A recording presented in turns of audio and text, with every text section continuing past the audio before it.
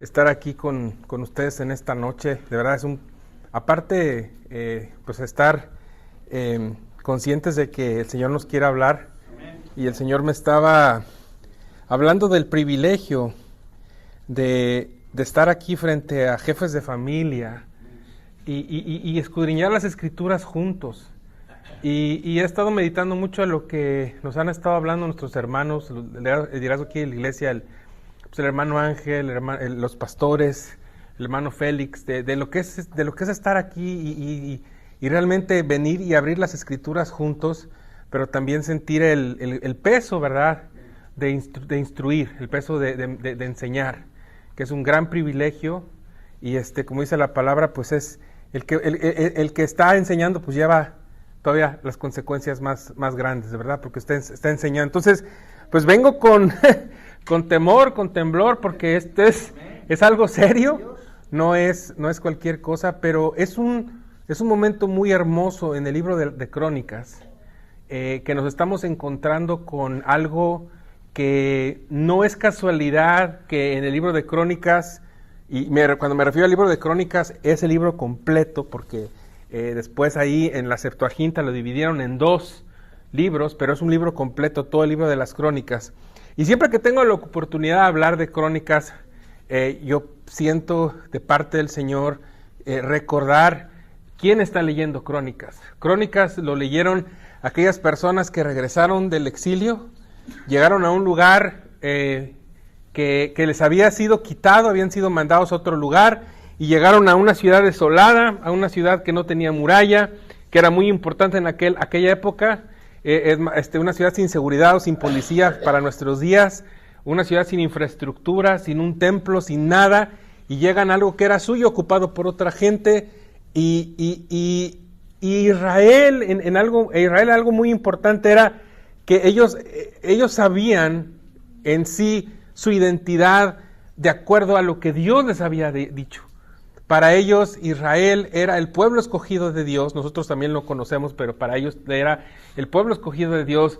Había demasiadas promesas de parte de Dios para con ellos, y de repente al verse en un momento de dificultad, en un momento de asolamiento, en un momento donde pareciera ser que las promesas del Señor no han llegado o no se cumplieron, independientemente si la persona que lo leyera era cínica. Cuando me refiero a que sea cínica es porque dice: no es cierto. Todo lo que Dios dijo no es cierto. Todo lo que, todo lo que pasó no es verdad. O otra persona que tiene un poquito más de introspección, que pudo haber dicho: es que no pasó por nosotros.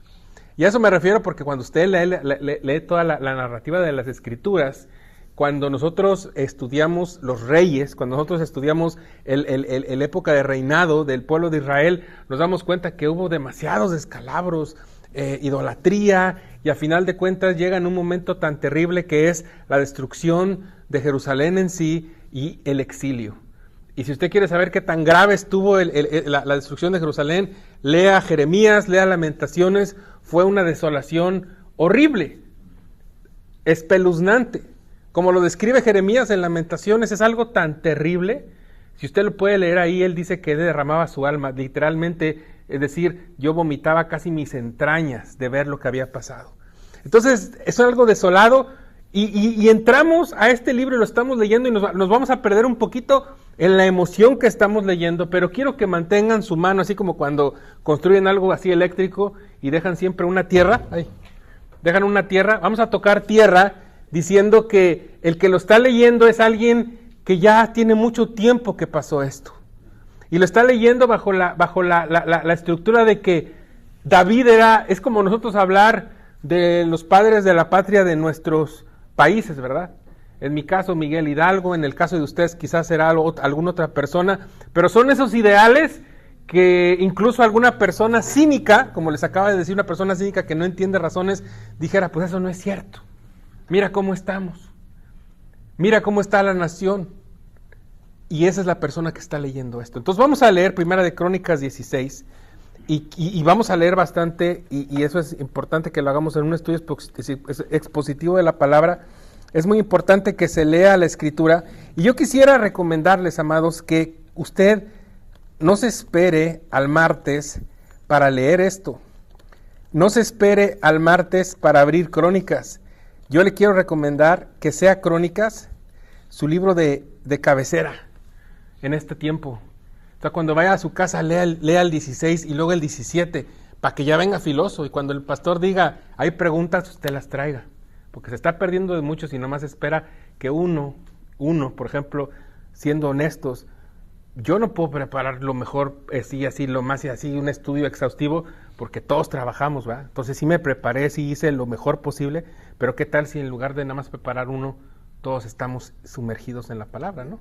Entonces, Primera de Crónicas, capítulo 16, dice, estoy leyendo la Reina Valera 60, así trajeron el arca de Dios y la pusieron en medio de la tienda que David había levantado para ella, y ofrecieron holocaustos y sacrificios de paz delante de Dios.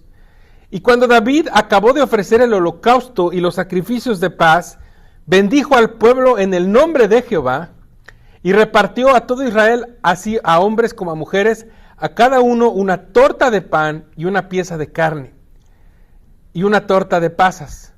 Y puso delante del arca de Jehová ministros de los levitas para que recordasen y confesasen y lo hacen a Jehová Dios de Israel.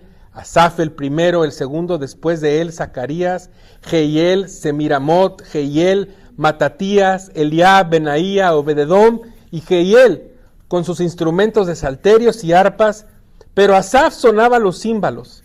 También los sacerdotes Benaía, Jaasiel sonaban continuamente las trompetas delante del arca del pacto de Dios. Verso 7, entonces en aquel día David comenzó a clamar a Jehová por mano de Asaf y de sus hermanos. Ahora vamos a sumergirnos en esto. Alabad a Jehová, invocad su nombre, dad a conocer en los pueblos sus obras, cantad a él, cantadle salmos, hablad de todas sus maravillas, gloriaos en su santo nombre. Alégrense en el corazón los que buscan a Jehová, buscad a Jehová y su poder, buscad su rostro continuamente. Haced memoria de las maravillas que ha hecho, de sus prodigios y de los juicios de su boca. Oh vosotros, hijos de Israel, su siervo, hijos de Jacob, sus escogidos. Jehová, Él es nuestro Dios, sus juicios están en toda la tierra. Él hace memoria de su pacto perpetuamente y de la palabra que Él mandó para 1000 generaciones, del pacto que concertó con Abraham y de su juramento a Isaac, el cual confirmó a Jacob por estatuto y a Israel por pacto sempiterno, diciendo, a ti daré la tierra de Canaán, porción de tu heredad, por cuanto ellos eran pocos en número, pocos y forasteros en ella, y andaban de nación en nación y de un reino a otro pueblo. No permitió que nadie los oprimiese, antes por amor de ellos, castigó a los reyes. No toquéis, dijo, a mis ungidos, ni hagáis mal a mis profetas. Cantad a Jehová toda la tierra, proclamad de día en día su salvación. Cantad entre las gentes su gloria, y en todos los pueblos sus maravillas. Porque grande es Jehová, y digno de suprema alabanza, y de ser temido sobre todos los dioses. Porque todos los dioses de los pueblos son ídolos, mas Jehová hizo los cielos. Alabanza y magnificencia delante de él, poder y alegría en su morada. Tributad a Jehová, oh familias de los pueblos. Dad a Jehová gloria y poder. Dad a Jehová la honra debida a su nombre. Traed ofrenda y venid delante de él. Postraos delante de Jehová en la hermosura de su santidad. Temed en su presencia toda la tierra. El mundo será aún establecido para que no se conmueva. Alégrense los cielos y gócense la tierra, y digan en las naciones, Jehová reina. Resuene el mar y su plenitud, alégrese el campo y todo lo que contiene. Entonces cantarán los árboles de los bosques delante de Jehová, porque viene a juzgar la tierra. Aclamad a Jehová, porque Él es bueno, porque su misericordia es eterna, Y decid, sálvanos, oh Dios, salvación nuestra. Recógenos y líbranos de las naciones, para que confesemos tu santo nombre y nos gloriemos en tus alabanzas. Bendito sea Jehová, Dios de Israel, de eternidad a eternidad. Y dijo todo el pueblo, amén, y alabó a Jehová. Y dejó ahí delante del arca del pacto de Jehová a Asaf y a sus hermanos, para que ministrasen continuo delante del arca, cada cosa en su día. Y a Obed-edom y a sus 68 hermanos, y a Obed-edom hijo de Jedutum y a Josa como porteros, asimismo al sacerdote Sadoc y a los sacerdotes sus hermanos, delante del tabernáculo de Jehová en el lugar alto que estaba en Gabaón, para que sacrificasen continuamente a mañana y tarde holocaustos a Jehová en el altar del holocausto, conforme a todo lo que esté escrito en la ley de Jehová que él prescribió a Israel. Y con ellos a Emán y a Jedutum y a los otros escogidos declarados por sus nombres. ¿Para qué? Para glorificar a Jehová, porque es eterna su misericordia. Con ellos a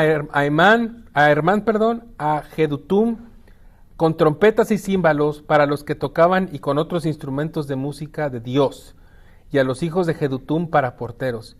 Y todo el pueblo se fue cada uno a su casa, y David se volvió para bendecir a su casa. Acabamos. Capítulo sasazo. Y dentro de lo que estamos nosotros viendo, nosotros podemos entender que Dios está obrando. Y eso es algo que yo siempre lo quiero poner así. Siempre Dios me está recordando de eso cuando estudio la palabra. Siempre, ¿qué está haciendo Dios en todo esto? Él es el personaje principal de toda esta obra. Y estas personas están viviendo el plan soberano de Dios. Entonces, la idea principal de este pasaje, hermanos, es que Dios reina supremo, así que rindámonos como David para coronarlo rey. Adorémosle juntos y confiemos en sus promesas, que en este caso para nosotros son en Cristo.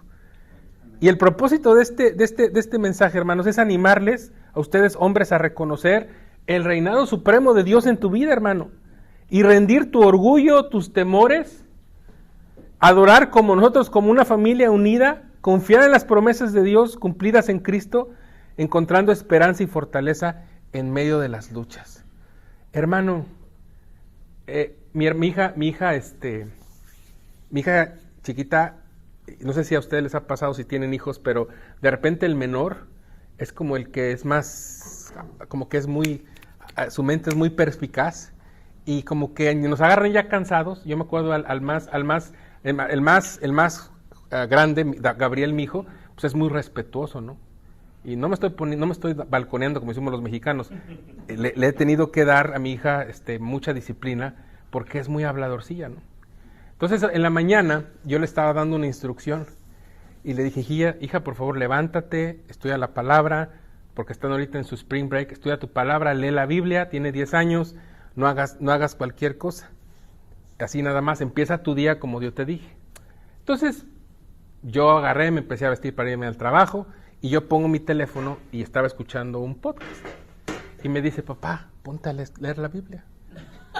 Cada vez que te veo, así me dijo, cada vez que te veo, tú nomás estás escuchando de deporte o de política. Y yo, ¿qué le digo? Respétame, muchacha, ¿verdad? Pero a lo que voy es, ¿qué es lo que está alimentando nuestra alma y nuestro espíritu? ¿Qué alimenta tus ansiedades, hermano? Y si nos diéramos cuenta que la gente que quiere influenciar tu manera de vivir ni te conoce, porque estas personas estaban diciendo, como ahorita, ¿no? Todos los americanos estábamos hablando con el pastor Mauricio, están como descabezados. Si vieron la película de Chicken Little, ¿no? El cielo se cae. Se está acabando el mundo. Y el Señor me estaba diciendo, ¿sí? ¿Dónde estoy yo en todo esto? ¿Dónde está Dios en estos momentos de dificultad, hermanos? En estos momentos de temor para muchos de nosotros. ¿Dónde está Dios en todo este momento? ¿Y cómo lo vamos a ligar? Nosotros tenemos que actuar como nos enseña la Escritura. Y en momentos de dificultad debemos de reconocer quién es Dios para nosotros. Y una de las cosas, quién es Dios, Él es un rey. A Él no le preocupa Trump. Bueno, quizás le preocupe en el sentido de que se arrepienta, ¿verdad? Y que le conozca. Pero nosotros no sabemos cuál es si te estás bien preocupado por lo que está pasando, pregúntale a Dios, ¿qué está pasando, Dios? ¿Cómo puedo orar por esta nación? ¿Cómo puedo orar por esta ciudad? ¿Cómo puedo orar por mi trabajo? ¿Cómo puedo orar por mi jefe? Así tú estás haciendo a Dios rey. Y David en este momento, él supo qué hacer en este momento, traer el arca, porque él mucho tiempo atrás, si usted lee la escritura en Samuel, él había puesto a Dios como primer lugar en su corazón. Él había puesto a Dios, él sabía cómo adorar a Dios, él sabía cómo cantarle salmos al Señor.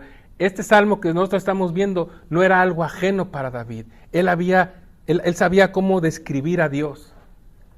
Entonces, hermanos, imagínense ahorita un padre que regresa a casa después de años de estar lejos, llega, encuentra a su pueblo en ruinas, las calles destruidas, las casas abandonadas y su familia apenas sobreviviendo. Sin embargo, abraza a sus hijos y siente esa esperanza de estar otra vez con ellos. Y así era la vida de los lectores de crónicas, hermanos. Estos judíos habían vuelto del exilio a una Jerusalén devastada, habían perdido todo, su templo, su seguridad, su identidad. Vivían con incertidumbre preguntándose si aún Dios se acordaba de ellos. Y les tocó algo muy difícil porque después de crónicas, 400 años de silencio, hermanos. Por medio de esto escucharon las palabras de Crónicas 16 donde David celebra el regreso del arca a Jerusalén. ¿Qué era el arca? Pregunta de examen. ¿Qué era el arca? ¿Una caja nomás? ¿Qué era el arca? La presencia de Dios. La presencia de Dios es donde estaba el maná, el bastón de Aarón y las tablas. Y estudiamos hace unas semanas, ¿verdad? Que cuando la usaron como amuleto, ¿verdad? Que les fue mal. Pero el arca era la presencia de Dios. Pónganse a pensar, hermanos, Dios habitaba en medio de su pueblo a través del arca. Y lo más importante que yo quiero que Dios, por ejemplo, que pongan a pensar, Dios que no habita en templos hechas por manos de hombres, en ese momento un Dios tan humilde como siempre nos lo ha mostrado, vivía en una casa de campaña, como el pueblo de Israel vivió durante toda su travesía en el desierto. En una tienda de campaña, en el tabernáculo, aunque era hermoso, el Dios de los cielos vivía en medio de su pueblo, caminando en el desierto junto con ellos. Y aquí llega el momento donde David lo quiere traer al centro de todo el reino que le ha sido entregado. Imagínense, David estaba atrás de las ovejas, olvidado. Su papá, cuando vino Samuel y le dijo, ¿dónde están tus hijos?, trajo a todos menos a David. Imagínate leer algo así. ¿Cómo somos así cuando, por ejemplo, cuando nos dan un premio o nos saluda el pastor? Andamos persiguiendo las palabras así tal cual. Y si no se acuerda de algo que hicimos nosotros, hasta nos enojamos con el pastor. No se acuerda. No se acuerda cómo yo ayudo con el pastel, cómo no se acuerda cómo no. Y aquí David, su papá, ni lo trajo. Y imagínate, encima de eso en la Biblia, ¿cómo te sentirías cuando te ve el profeta del Señor y dice, híjole, aquí me doy cuenta que Dios no ve el exterior, sino ve el corazón? ¿Cómo te sentirías si tu esposa te dijera, no, hijo, contigo yo no vi la apariencia, yo vi el corazón? No me casé contigo por lo guapo que eres, sino porque tienes bonito carácter. Así me dice mi esposa. Pero lo que quiero que tú veas es el tratamiento de David. Muy diferente a lo que vimos con Saúl. Porque Saúl fue pedido, queremos un rey como las otras naciones. Ellos querían una casa real hecha políticamente, con uniones de seguridad, de liderazgo político, militar. Eso quién fue Saúl. Pero cuando le tocó honrar a Dios, lo honró a su manera. Ve y acaba con los amalecitas. Pues déjame ver qué puedo sacar de esto. Déjame matar nomás a lo inservible y me quedo con las vacas, con los burros y con todo eso, y me quedo con el rey para tenerlo aquí bajo mis pies y que la gente vea. Y ahí fue desechado. Y viene David detrás de la majada, detrás de todo eso, y es presentado y es ungido como rey, y se esperó como 15 años para ser rey. Y llega este momento, hermanos. ¿Se acuerdan cuando estuvimos estudiando, cuando se dejó venir toda la mole de gente? ¿Se acuerdan cuántos soldados juntó ese día? ¿Sí se acuerdan? Se gana un café invitado por usted mismo si se acuerda del número. Está en el canal de YouTube del hermano. 336,000 soldados. Yo me acuerdo porque me tocó estudiar. ya llegan todos, llegan a Hebrón, pero la semana pasada cuando vimos que David intenta llevar al arca, y me encanta porque eso quiero que ustedes, y eso es un mensaje que Dios ha dado a mi vida. Si estoy muy cargado a ese lado, perdónenme, hermano, no quiero disminuir el hecho de que podemos tomar ejemplo de los hombres de la palabra, pero lo que me encanta de la Biblia es que no deja que los hombres sean tan héroes como siempre, porque David, si hubiera seguido la instrucción de Deuteronomio 17, cuando Deuteronomio 17 Dios da la instrucción de cómo va a ser un rey, y le dice, el rey tiene que escribirse una copia del libro de la ley, y la debe de traer consigo misma. Y David yo creo que no lo hizo, porque no se acordó cómo llevaban los sacerdotes el arca, y agarró un carro nuevo y murió Usías. Ahí te das cuenta que la Biblia no te deja hacer altares a los hombres. Y entonces llega el arca ya la pueden traer, ya viene acá, y vimos la semana pasada, ¿sí fue la semana pasada? No, la antepasada, cuando entra el arca, ¿verdad? Y después ya viene el arca, ¿y qué pasó con David? ¿Qué venía haciendo cuando venía el arca? ¿Y qué le pasó a la hija de Saúl cuando lo vio así? ¿Se acuerdan? ¿Ah? No, pero ¿por qué quedó estéril? Híjole, ¿cómo te ves como rey así? Y porque eso ya nada más es conjetura mía. Esta mujer ve a David y dice, bueno, es que tiene que ser un rey como mi papá. Pero yo quiero proponer lo siguiente, y lo estuve investigando en un libro que se llama Reino a través de un pacto, así, Reino a través de un pacto, que lo que está haciendo David al entrar, a traer el arca del pacto de Dios a la ciudad de Jerusalén, es que literalmente él está declarando al pueblo de Israel, Dios es rey. Dios me ungió a mí como escogido, pero Dios es rey. Y hay ciertos paralelos a la entrada triunfal de Jesús a Jerusalén. Está entrando como rey Dios en su presencia, viene a entrar y viene a tomar posición. Imagínense, después de tanto tiempo de su promesa a Jerusalén, llega Dios como rey. ¿Por qué? ¿Por qué digo que es como rey? Porque lo primero que se hace es que llega y se adora, y se exalta, y se recuerdan sus obras como se le hace a un rey, se recuerdan las obras del rey, se recuerdan, mira cuántas victorias ha tenido. Y en esta lección que acabamos de ver, esa lectura, ese salmo que está aquí, está hablando de las grandezas del Señor. Y David está adorando a Dios como rey. Entonces, ¿qué lecciones podemos nosotros tomar de este pasaje que ya leímos completo? Estas introducciones son gratis, hermano.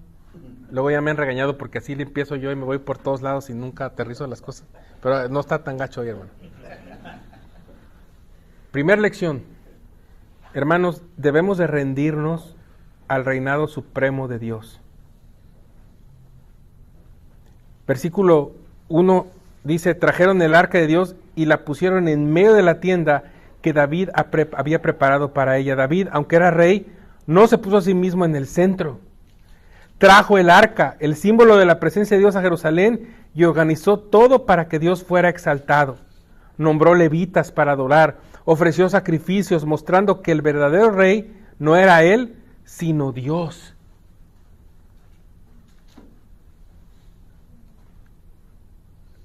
Ahora, hermanos, una cosa bien interesante es de que podemos ver el paralelo que está en 2 de Samuel 6, 14 y 15. ¿Quién me ayuda a leer eso?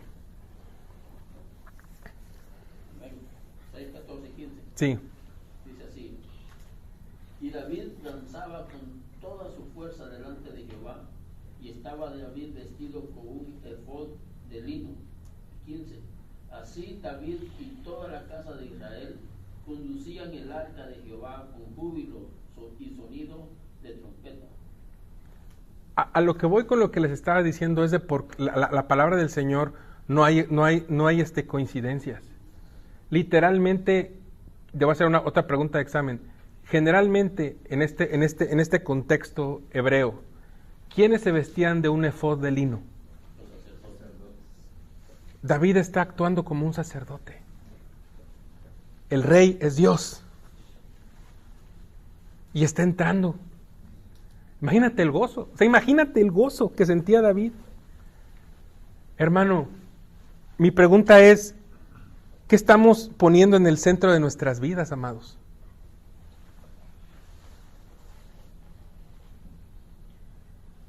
Yo me acuerdo cuando hace 19 años que me casé, puse en el centro de mi casa la telesota que me pude comprar, ¿no? Y yo me acuerdo que tuve una reprimenda por parte del Señor, porque me acuerdo que estábamos teniendo dificultades y eso lo puso muy en claro el Señor. No tiene nada de malo comprarse una tele. Las cosas materiales son amorales, no tiene nada. Uno es el que las hace malas. Y el Señor me dijo, pues, mira, hijo, porque yo muchas veces lo que pasaba en aquel entonces es tener un problema y iba, oye papá, ora por mí. Oye mamá, ora por mí. Y a veces nosotros la hacemos. Pastor, ayúdame a orar. Pastora, y está bien, no estoy diciendo que esté mal, pero ¿qué está en el centro de tu vida? Tú puedes dirigirte a Dios, tú puedes hablar con Él, tú puedes llevar la presencia de Dios a tu hogar, porque ¿dónde habita el Señor? En tu corazón. Entonces, hermano, ¿qué está en el centro de tu casa? Entonces, vemos esa lección donde cómo David prepara todo eso para adorar al Señor. Ahora, voy a hacer un paralelo muy, muy interesante porque tenemos que ver qué era lo que Dios quería en todo esto. Y cuando nosotros estudiamos esta porción de la Escritura, nos damos cuenta de las peticiones de la gente a lo que Dios le da. Voy a hacer un ejemplo. En 1 de Samuel, en el capítulo 1, vemos que hay una mujer que es estéril y ella le pide un hijo al Señor. Entonces vamos a 1 de Samuel, así rápidamente. No se me duerman. Si se duerme el que está a tu lado, pellízcalo. 1 Samuel capítulo 2. Ya te resumí el capítulo 1. Ana quiere un hijo. Ella quería un hijo. Diga conmigo, Ana quería un hijo. Bueno, y cuando el Señor se lo da, algo bien interesante sucede. Vea este paralelo. El Señor se lo da y Ana hace algo muy interesante. ¿Qué es lo que está en el capítulo 2 de Samuel? No lo vamos a leer todo, pero ¿qué está ahí? Ana oró. ¿Pero qué es todo eso? Como un salmo. Es un salmo. ¿Y a qué voy con esto, hermanos? Cuando el Señor está obrando en tu vida, cuando el Señor está mostrando su misericordia en tu corazón, una evidencia de esto es que tú adoras. Y a veces nosotros creemos que la bendición del Señor es cuando te dan, pues no sé, más dólares, o cuando te sacas la lotería. Pero ¿sabes qué? Ve la bendición del Señor cuando tú adoras. ¿Por qué? Siempre es mi terapia de toda la vida. Cuando yo me enfermé bien gravemente, fue cuando empecé a adorar al Señor. Y yo lo vi como una maldición, pero el Señor me enseñó que era una bendición. Porque como Ana empecé a adorar, como David empecé a adorar. ¿Qué te está pasando hoy en tu vida que te lleva a buscar a Dios y lo adoras? Y a lo mejor a tus ojos, porque ser rey es como sacarse la rifa del tigre, hermano. Bueno, eso fue gratis, eso fue completamente gratis. Punto número 2, hermano.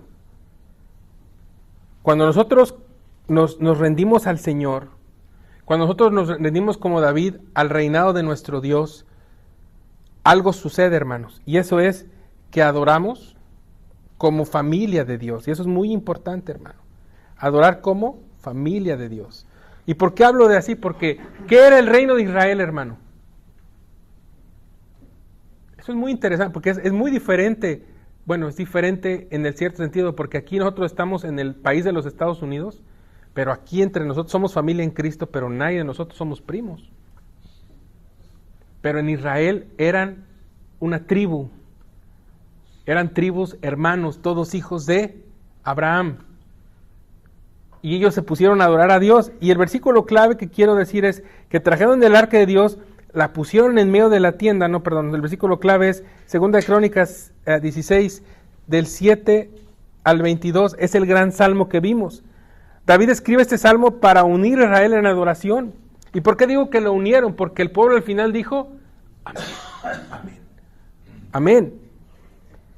Ahora vamos a ver diferentes puntos de esta alabanza, ¿ok?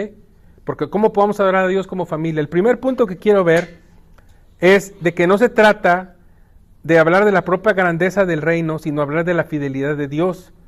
Y el Salmo nos da 3 razones para adorar a Dios. Cuando tú leas otra vez el Salmo, date cuenta de todas las veces que te da un mandamiento.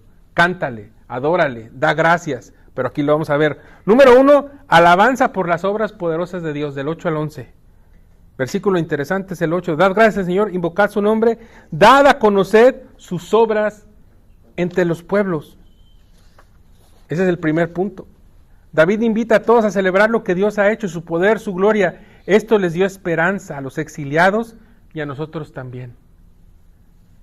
¿Sabes una de las razones por las cuales leer la Escritura es importante? Y leer los Salmos también es muy importante, porque te das cuenta de que si Dios lo hace una vez, lo puede hacer contigo. ¿Sabes por qué es bueno como papá hablarle de las bendiciones venidas del Señor? Porque tú le enseñas la fidelidad de Dios a tus hijos. Entonces lo primero es adorar a Dios por las obras poderosas de Él. La segunda es recordar el pacto de Dios. Muy importante. ¿Qué es un pacto, hermano? ¿Qué es un pacto? A ver, para los que le saben. Quedar de acuerdo en hacer una cosa. Un acuerdo entre dos. Excelente, ¿no? Hasta parece que estudiaron más que yo. ¿A qué más le suena un pacto? Una promesa. Ahora, yo sé que para nosotros es difícil entenderlo porque es un libro muy antiguo.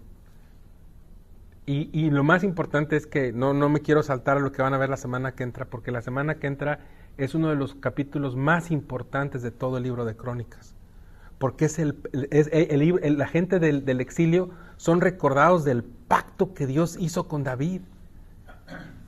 En la Biblia hay 2 maneras, hay 2 corrientes muy importantes en la cultura cristiana, que es cómo se divide la Biblia. Están los que creen que son dispensaciones y están los que creen que son pactos. Y cuando lo ves de esa manera está el pacto con la creación, el pacto con Noé, el pacto con Abraham, el pacto con Moisés, el pacto con David y después el nuevo pacto con Cristo. Y aquí algo muy interesante, que cuando tú ves esos pactos, siempre empiezan con los nombres de quienes forman el pacto. Ahora les pregunto, ¿qué fue lo que estudiamos los primeros 12 capítulos de Crónicas? Puros nombres.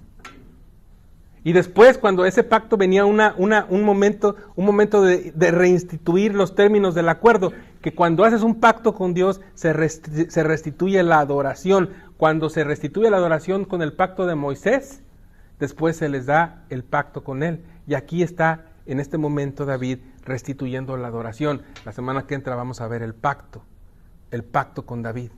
Pero aquí está diciendo que tenemos que recordar el pacto del Señor. Versículo 15, acordaos de su pacto perpetuamente, de la palabra que mandó para 1000 generaciones. Es un compromiso de Dios. Ahora, el pacto que Dios hace con nosotros es un pacto basado en su fidelidad. ¿Sí entiende eso, hermano? Es un pacto basado en su fidelidad. Otra vez lo voy a decir, es un pacto basado en su fidelidad, porque a veces nosotros siempre nos ponemos a pensar que todo está basado en casi que como nuestro desempeño. Y nosotros entendimos que era ser un hombre conforme al corazón del Señor. Recuérdenos, pastor, ¿qué era ese ser un hombre conforme al corazón del Señor? Depender de Dios. No era basado en lo intachable. Cuando Dios estaba hablando al pueblo de Israel de su santidad y de las cosas que tenían que hacer para acercarse a Él sin mancha, sin arruga, era demostrarle qué tan santo era, qué tan poderoso era. Pero inmediatamente el pueblo de Dios se alejó de Él. Dios lo sabía. Es más, Dios se lo dijo a Moisés: se van a perder. Pero eso no movió el pacto. Ahora, ¿por qué dentro de la alabanza nos tenemos que acordar del pacto, de las promesas del Señor? ¿Por qué dentro de la alabanza no nos acordamos de nuestras obras? ¿Por qué dentro de la alabanza no nos acordamos de lo que nosotros traemos a la mesa? ¿Sabes lo que nosotros traemos a la mesa cuando venimos delante del Señor? Simplemente nuestro corazón, nuestra disposición, y nos damos completamente a Él. ¿Sí me explico en ese sentido? Entonces nos acordamos del pacto, hermanos. Hermanos, Dios prometió estar con Abraham y sus descendientes para siempre. Aunque estas personas hebreas eran débiles, esta promesa seguía firme para sus corazones. Ahora, entonces, ¿qué hay que adorar? Adoramos al Señor por sus obras, nos recordamos de su pacto, y la número 3 es, celebramos la protección de Dios. Cuando habla ahí de los versos 19 al 22, dice, cuando eran pocos en número, Él no permitió que nadie los oprimiera. Ahora, esto es algo muy, muy importante que tenemos que ver, porque esto tenemos que verlo con cierto nivel de entendimiento, porque sí hubo pueblos que oprimieran a Israel. Y ahí es donde tú te tienes que dar cuenta que un pacto tiene, los que hacen el pacto, las personas que están entrando en un acuerdo, y tiene estipulaciones, tiene bendiciones, y también tiene maldiciones. Entonces, en el pacto, cuando ellos estaban en obediencia al Señor, el pacto estabas dentro de las bendiciones del Señor. Cuando estaban en desobediencia, se venían las maldiciones a su vida. Entonces, en ese pacto es muy importante, y lo quiero decir de la manera que lo podemos entender, el pacto que Dios quería hacer con Israel dependía de la obediencia de esa persona con la que estaba, o bueno, la persona, me estoy hablando del pueblo de Israel. Y cuando se hacía un pacto en aquel entonces dependía de lo que podías tú hacer de acuerdo a ese pacto, cumplirlo. Y por eso nosotros cuando hablamos del nuevo pacto, ese pacto está basado en el Hijo de Dios, en su Hijo. Y ese Hijo es obediente, ese Hijo es perfecto, ese Hijo ha cumplido todas las estipulaciones de ese pacto. Ese Hijo no solamente cumplió las estipulaciones del pacto, sino que llevó sobre sus hombros las maldiciones. En la cruz fueron clavadas todos los decretos. Ya se están durmiendo, pero no hay bronca. ¿Está el Señor en el centro de tu vida, hermano? ¿Estás adorando al Señor por quien Él es? ¿Estás adorando al Señor por sus obras? ¿Estás adorando al Señor por el pacto que ha tenido para contigo? ¿Entiendes, hermano, qué es el pacto de Dios en tu vida a través de Jesucristo? Hermano, tú puedes entender, y es muy interesante con nosotros como hombres hispanos de este siglo, que entendamos lo que significa lo que es un rey soberano, un rey absoluto. ¿Sabes que en el cielo no hay democracia, hermano? No agarre el Señor a decir, a ver, vamos a hacer la votación. ¿Cuántos quieren adorar hoy? Cuando se pinta en el libro de Isaías capítulo 6, cuando se pinta la estructura del cielo, cuando está hablando ahí el profeta, dice, vi al Señor sentado. Básicamente la pintura que tú ves, dice, sus faldas llenaban el templo con su gloria, por encima de él había serafines, con unos alas se cubrían sus rostros, con otros los pies, y decían, santo, santo, santo. Esa interacción en el idioma original habla de que no tienen otra opción sino adorar. Esas criaturas están en el centro del Señor y están tan perplejas por la hermosura de su santidad que declaran día y noche, santo, santo, santo. Y cuando tú adoras al Señor, hay algo en ti, es más, tú adoras porque fuiste creado para ser adorador. Y cuando tú adoras al Señor, entras en un entorno celestial en el cual tú estás recordándole a tu cuerpo que ha sido marcado por el pecado, que está en decadencia, le recuerdas para qué fue creado y entras a esa dimensión, sin ser místico, en donde la realidad de Dios es tan pesada que tu corazón adora. Tu corazón alaba, Él es eterno, Él es misericordioso, Él es para siempre, Él es bondadoso, su pacto es eterno por todos los siglos. Cuando estabas leyendo, vamos a postrarnos en la hermosura de su santidad. Cuando estás adorando, ya no le estás diciendo nada a Dios, ya no le estás diciendo ayúdame con Trump, y ayúdame con esto, y ayúdame con mi ciudadanía. Te vale queso lo que te pase, porque Él es lo más precioso No hay opción. No hay nada que se le compare. Cuando tú estás viendo a Dios, como David vio a Dios, ni su reino. Se vistió de lino.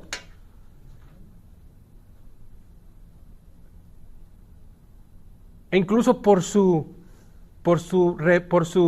devoción mal dirigida, no se abocó a las Escrituras, y por querer traer a Dios, por apresurarse.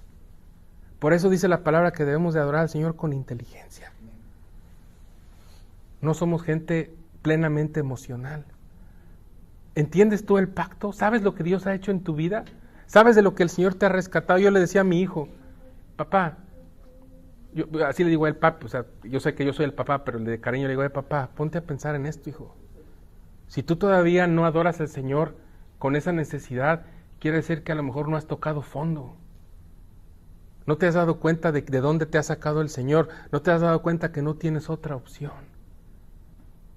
Que lo que te sostiene es su hermosura, que lo que te sostiene es su fidelidad. Es más, vamos a hacer un ejercicio. No me importa el estudio tanto, sino me importa que lo entendamos. Vamos a hacer un ejercicio ahorita.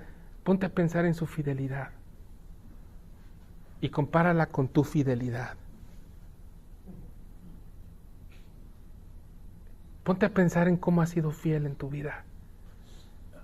Que ha habido ocasiones que tú hasta lo has querido empujar, aún siendo cristiano, con tu necedad, no has querido escucharlo. Y Él está ahí en una presencia tan dulce, amorosa, misericordiosa, fiel, firme en tu vida, guiándote, trayéndote a las Escrituras, trayéndote a esta iglesia y diciendo, hijo, estudia, hijo, medita en la Escritura. ¿De dónde te sacó el Señor? ¿Qué tenía Satanás planeado para tu vida? Al quitarte madre, padre, hermanos, al desarraigarte de tu nación, al traerte acá, al abandonar muchas cosas. ¿Qué tenía el Satanás planeado para tu vida? A lo mejor no tenías padres, a lo mejor no tenías nada, o a lo mejor sí lo tenías, pero vivías en desgano, vivías en desobediencia, vivías en rebelión, en alcoholismo. Si fuera por ti, ¿dónde estarías? ¿Cuál es tu fidelidad? Y tú te pones al lado de Él y ves su amor. Y ves que no tiene nada contigo. Y ves que lo único que te ha ofrecido es dulce compañía. Y no solamente una compañía para darte palmaditas en la espalda, sino empezarte a hacer como la espada.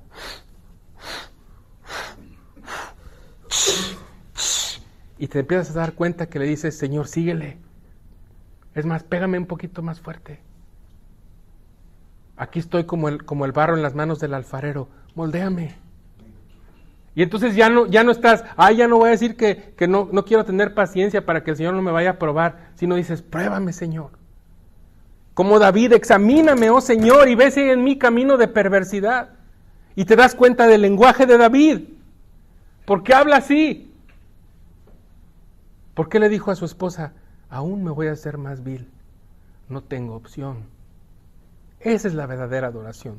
No son 3 cancioncillas ahí cada miércoles en la noche. No es ni el estilo musical. No son ni himnos. Es una vida que vive perpleja por lo que Dios ha hecho, por sus obras, por su pacto y porque celebras la protección del Señor. Todo eso fue gratis. Hermanos, yo les quiero invitar, ¿pudiéramos adorar juntos como familia? ¿Pudiéramos adorar en esta congregación juntos como familia, hermanos?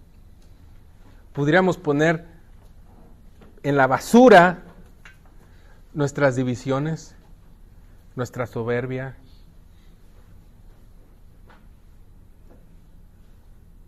Una vez, ya se acabó el tiempo, que ya los veo que ya están cerrando la Biblia. No se crean.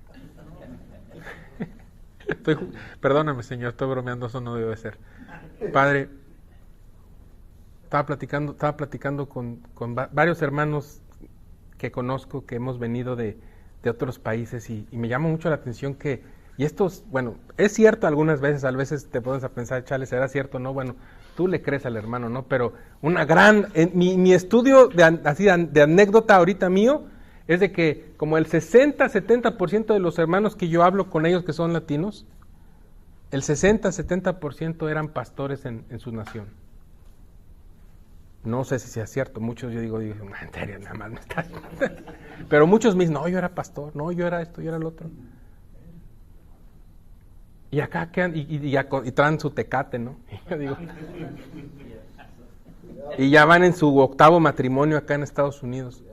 Y yo me pongo a pensar, no tomaste la oportunidad de despojarte de ti mismo y adorarle. ¿Qué es valioso para ti? Último punto, hermanos, porque de esos fueron los puntos de adoración. El punto primero fue rendirnos al reinado supremo del Señor. Adoremos como familia. ¿Cómo vamos a adorar? Recordando sus obras, acordándonos de su pacto y celebrando su protección. Eso es dentro del punto 2. Punto 3, hermanos, confiemos en sus promesas. Crónicas 16, 23 al 36, el versículo clave dice, cantad al Señor toda la tierra. Y dice, tiempo después, porque grande es el Señor reina, alégrese la tierra. El Salmo termina mirando hacia el futuro, al reinado eterno de Dios para los exiliados. Esto apuntaba a un rey mayor que David. ¿Y por qué en el libro de Isaías dice que de Isaí saldrá un vástago? ¿Por qué no dice de David? ¿Por qué dice saldrá un vástago de Isaí? ¿Quién era Isaí? A ver, estudiosos de la Escritura. ¿Ah? El papá de David. ¿Pero por qué no dice saldrá un vástago de David? Estamos apuntando al Mesías. Porque no necesitamos otro David. Necesitamos a Jesús. Esto apuntaba a un rey mayor de David, el Mesías. Nosotros sabemos que ese rey es Cristo Jesús, quien cumple todas las promesas del Señor. Ahora, hermanos, me encanta porque esto habla mucho de... Esto que les voy a decir a continuación, habla de lo que el libro de Hebreos dice, en Hebreos 11 y 12, cuando se habla muy comúnmente en el idioma cristiano, se habla del salón de fama de la fe. Y yo digo, chale. Ven. ¿Por qué? Porque ahí se habla, dice, muchos vivieron y no vieron la promesa cumplida. Imagínense cuánta gente después de 400 años de silencio se quedaron esperando al Mesías. Y decían, la gloria de este templo que vemos así chiquitillo y medio, no está como el de Salomón, va a ser mayor que la primera. ¿Y cuándo vendrá el Mesías? ¿Y cuándo se va a cumplir? Porque imagínate, decía, lo que vamos a ver la semana que entra es, el reinado de David es para siempre. Y ellos decían, ¿y cómo? Yo me imagino a los niños, ¿no? Papá, ¿y cómo? 400 años esperando. No te canses, hermano. Porque quizás tu promesa la veas cuando veas el rostro de tu Salvador. Y eso es mejor que cualquier cosa. Pero ¿sabes por qué me encanta? Dice Hebreos 10:23, mantengamos firme la confesión de nuestra esperanza, porque fiel es el que prometió. Segunda de Corintios 1:20, porque todas las promesas en Dios son en Él sí. Ahora, ¿quieres que le adelante la película tantito? Ahí te va. Y sin irnos a Crónicas 17. Un día, en el templo, ya reconstruido por Pilato, entró una familia, un papá y una mamá con un bebito para presentarlo al templo. Y en eso un hombre llamado Simeón, eso lo puedes ver en Lucas, cuando ve a Jesús, le dice, Señor, en parafraseado, ¿verdad? Gracias porque puedo ver la salvación. Y en ese instante, sin fanfarrias, sin gran cosa, el templo tuvo mayor gloria que el primer templo.